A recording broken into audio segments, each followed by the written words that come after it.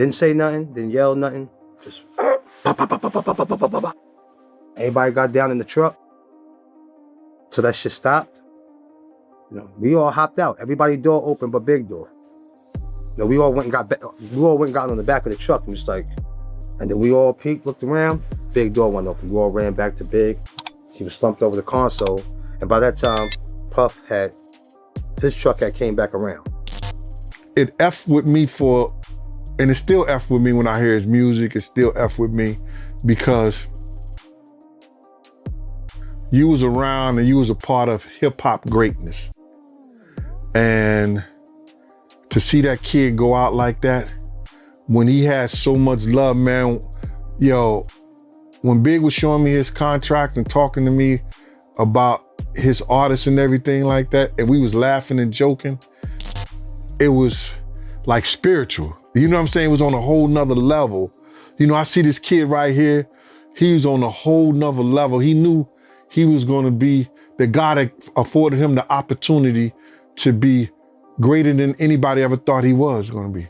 What if I told you Biggie's killer just came clean? Not in whispers, not in rumors, in open court.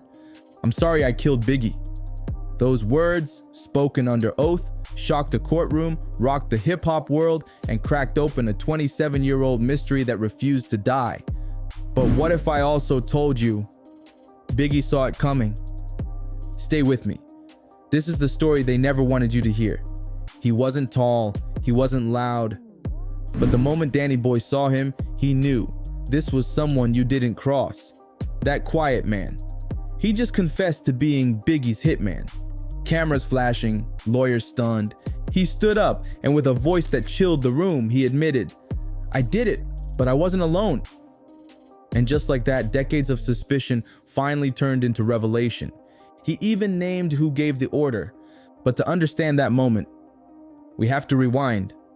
March 5th, 1997, San Francisco. Biggie's on a radio show, laughing, joking.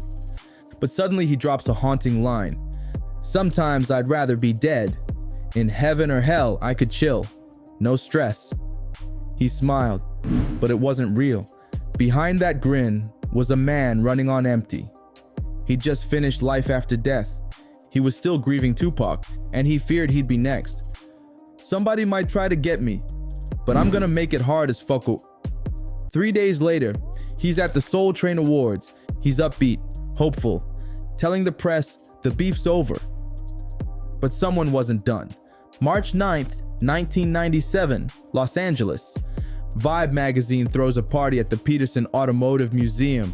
Celebs, producers, security, overpacked, shut down by 12:30 a.m.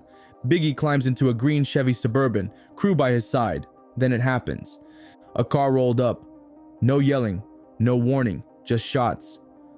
Who all was in the car? Me, Rock, and Big, and our homeboy G that was driving us around out there. And we started dealing with him when we was out there. And yeah, so when we pulled out the joint, and nothing neither. Like, we're not seeing nothing. It's nothing to make us like look at, you know, it was just regular shit. We've been hanging out here for months, you know, not thinking nothing of it. We get out, Puff pull out first. We pull out behind him. He blow past the light. We stopped at the light. When we stopped at the light, I see some chicks like, on the curb. You know, me yelling out the window, yo, mom, what's up? Yo, what's good? Da, da, da.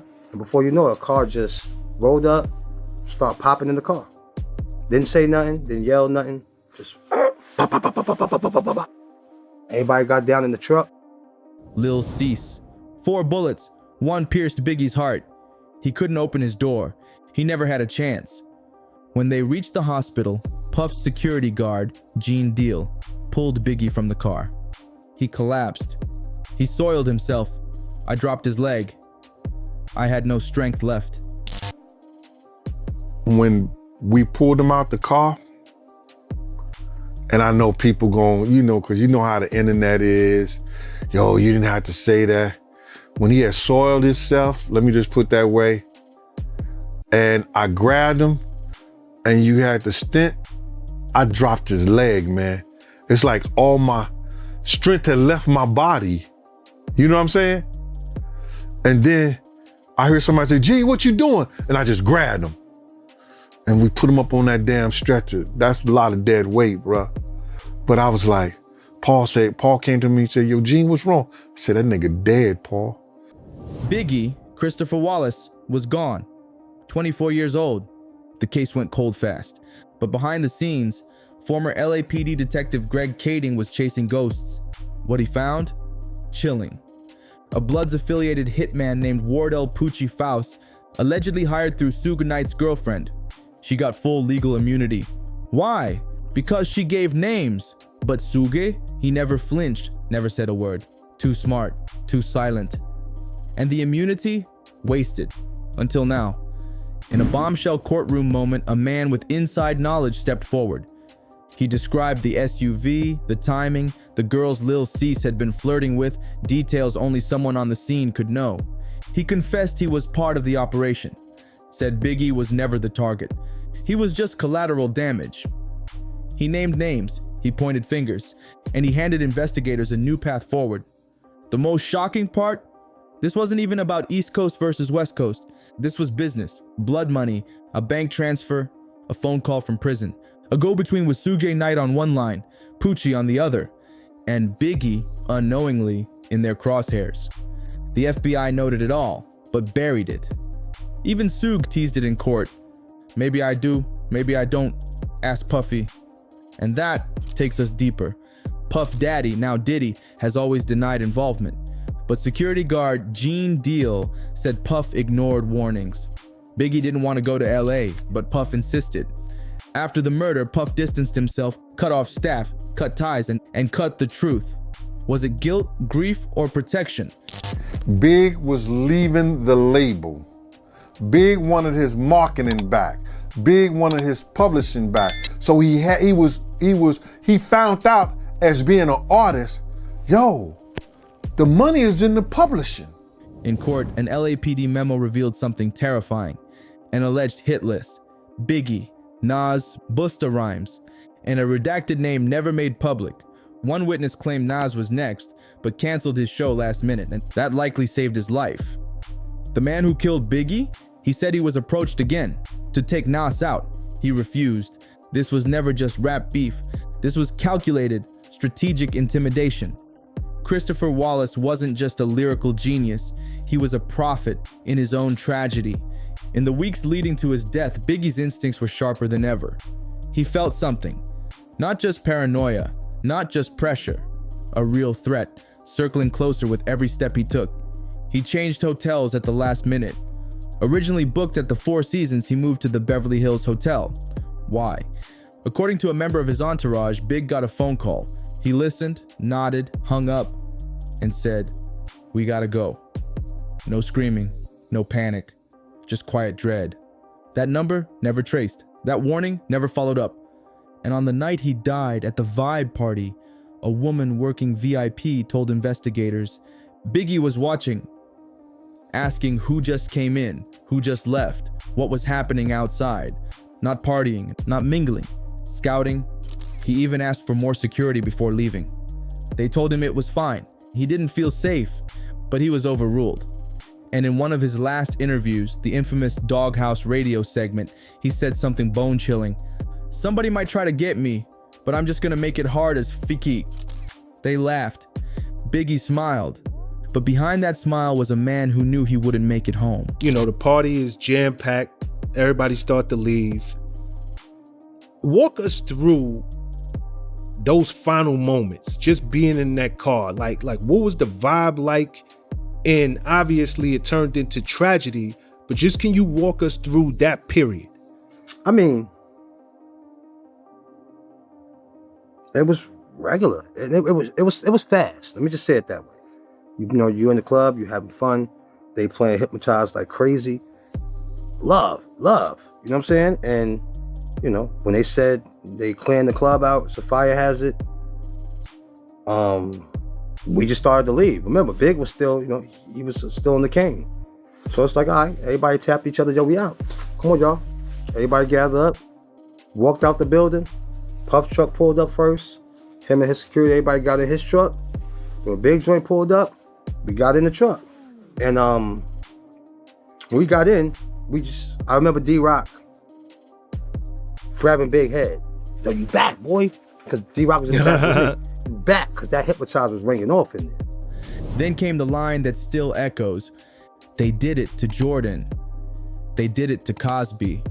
They're gonna come for you if you're on top. Biggie wasn't talking about critics. He wasn't talking about haters. He was talking about the system, about power, ownership, threat. He had started reviewing contracts, building a legal team, planning to move publishing rights into his children's trust. He wanted out of the trap. Before the term even existed, he wasn't just rapping anymore. He was building something bigger than music. And that made him dangerous. Because when a black man gains power in silence, the loudest reaction is often a bullet. When the world moved on, one person didn't. Valetta Wallace. Not just Biggie's mom, she became his voice. While fans lit candles and the industry cashed checks, she got to work. She hired lawyers, investigators. She sat in courtrooms where no mother should ever have to sit. And she stared down the machine that failed her son. She sued the LAPD, not once, multiple times. She accused them of covering up the murder, of protecting Suge Knight, of silencing evidence. The courts didn't deny her pain. They just refused to pay for it. One case was dismissed, not because she was wrong, but because the LAPD wouldn't even settle. They stonewalled. They stalled. They waited for her to run out of money, but she didn't stop. Because this wasn't about revenge, it was about truth. Years later, she met face to face with Kading, the detective who cracked the case open.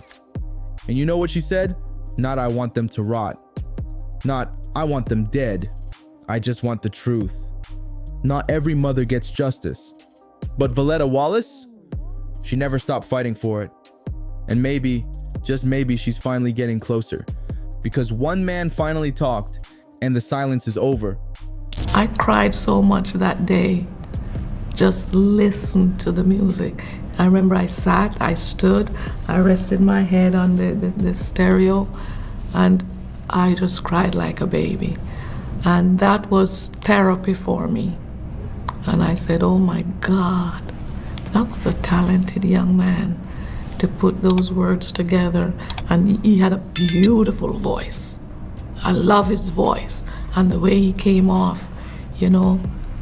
I appreciated him as an artist and as my son. Biggie's story isn't just about murder. It's about power, control, and the cost of greatness. And now, nearly 3 decades later, the truth is clawing its way to the surface. So what do you think? Was justice served or just delayed? Drop your thoughts in the comments. Hit that subscribe button and turn on notifications so you don't miss what's next. Because in our next episode, we uncover the rapper who was next on the hit list.